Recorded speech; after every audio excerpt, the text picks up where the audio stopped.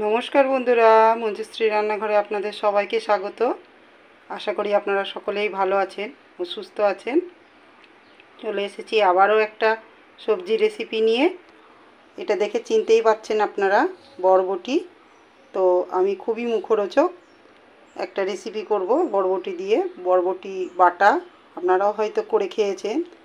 তো খুবই সহজ পদ্ধতিতে চটজলদি হয়ে যাওয়া এই রেসিপিটা আমি করব।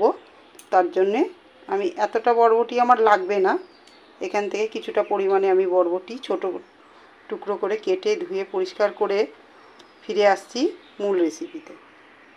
তো দেখুন বন্ধুরা, বরবটিগুলো এরকম টুকরো করে কেটে নিয়েছি আর গ্যাসে বসিয়ে দিয়েছি একটা পাত্রে। আমি খুবই সামান্য অল্প পরিমাণে জল দেব, যাতে বরবটিটা হালকা সেদ্ধ হয়ে যায়, অথচ খুব নরম না হয়।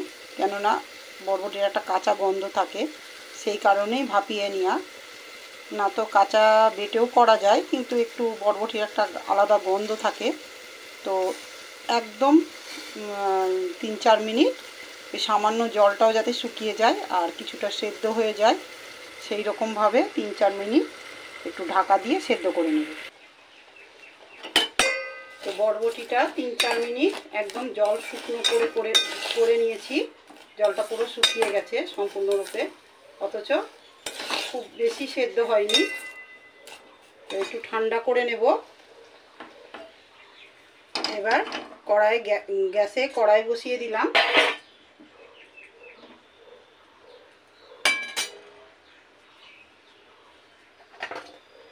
রেসিপিটা করার জন্য এখানে লাগবে কয়েক কোয়া রসুন, ছোট একটা ডুমো করে কেটে নেওয়া পেঁয়াজ, আর মাঝারি সাইজের আর একটা পেঁয়াজ, সঙ্গে নিয়েছি 3টে শুকনো লঙ্কা আর 2টো কাঁচা লঙ্কা, আর লাগবে অল্প পরিমাণে কালো জিরে আর সর্ষের তেল, আর একটু সামান্য লবণ হলুদ তো লাগবেই। তো প্রথমেই আমি রসুন আর পেঁয়াজ সব কিছুই হালকা করে ভেজে নেব।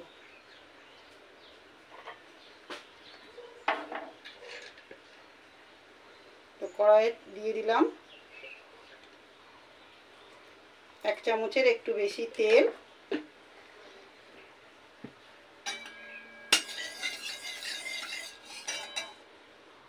তো লম্বা করে আমি যে পেঁয়াজটা কেটেছি প্রথমে, সেই পেঁয়াজটা একটু লাল ব্রাউন মানে কড়া লাল করে ভেজে নেব। তো প্রথমে এই পেঁয়াজটা ভেজে নেব। এটা ওপর থেকে ডেকোরেশন করার জন্য, দেখতেও ভালো লাগে আর খেতেও ভালো লাগে। আর বাদ বাকি যে ছোটো পেঁয়াজটা আমি কেটেছি সেটা আমি বরবটির সাথে একসাথে বেটে নেব। তো প্রথমেই এই পেঁয়াজটা লাল করে ভেজে নেব।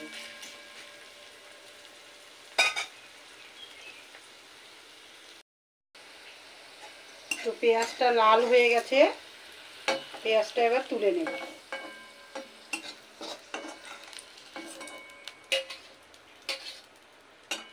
এবার দিয়ে দেব আমি 3টে শুকনো লঙ্কা।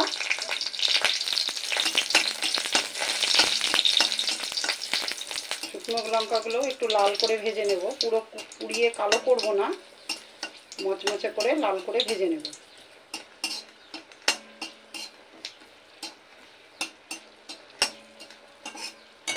আর দেব 6-7টা রসুনের কোয়া। এই রসুনটা দেওয়ার কারণে সুন্দর একটা স্বাদ আসে। আপনারা যদি নিরামিষ খান তাহলে কালো জিরে আর পেঁয়াজ আর রসুনটা বাদ দিয়ে কালো জিরে আর লঙ্কা দিয়ে করতে পারেন, তাতেও স্বাদ ভালো আসে। সমস্ত কিছু আমি একে একে হালকা লাল করে ভেজে নেব। সঙ্গে দেবো 2টো কাঁচা লঙ্কা, আগে ছোটো করে পেঁয়াজটা কেটে রেখেছিলাম সেই পেঁয়াজটা।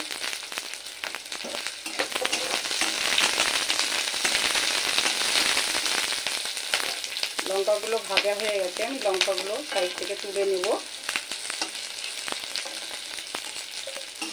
রসুন আর পেঁয়াজটা আর একটু হালকা লাল করে ভেজে নেব।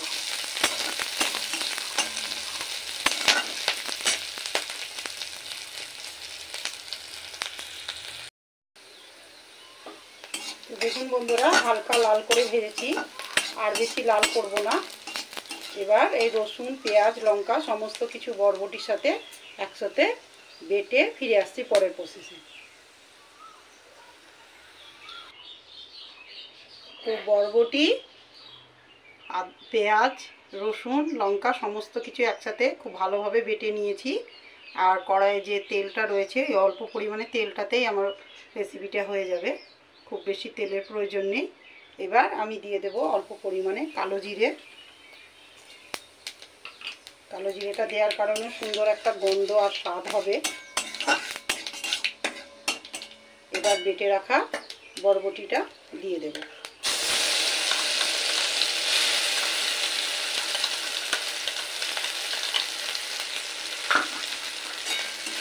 আমি খুব বেশি করিনি পরিমাণে, আপনারা আপনাদের প্রয়োজন মতন করতে পারেন। শুকনো লঙ্কার পরিমাণ, ঝালের পরিমাণ আপনারা আপনাদের প্রয়োজন মতো যে যেমন ঝাল খান সেই হিসাবেই দেবেন।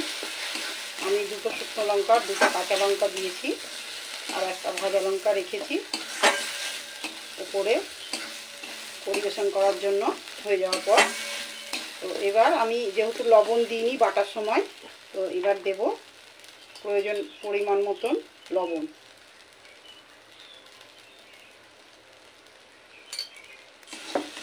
এখানে একটু মিষ্টি দেওয়া যেতে পারে, কিন্তু আমি মিষ্টিটা দেব না, আপনারা চাইলে একটু মিষ্টি দিতে পারেন। আর দেব সামান্য পরিমাণে একটু হলুদ, খুবই সামান্য।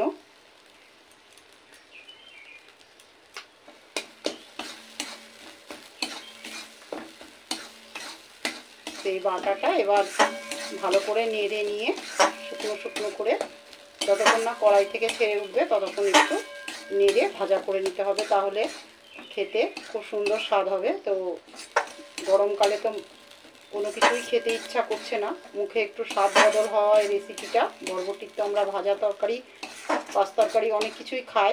তো বন্ধুরা আপনারাও একবার এইভাবে ট্রাই করবেন, আপনাদেরও খুব ভালো লাগবে গরম ভাতের সাথে খেতে। তো কিছুক্ষণ এটা হতে দেব যতক্ষণ না একটু শুকনো ভাব হয়ে যাবে।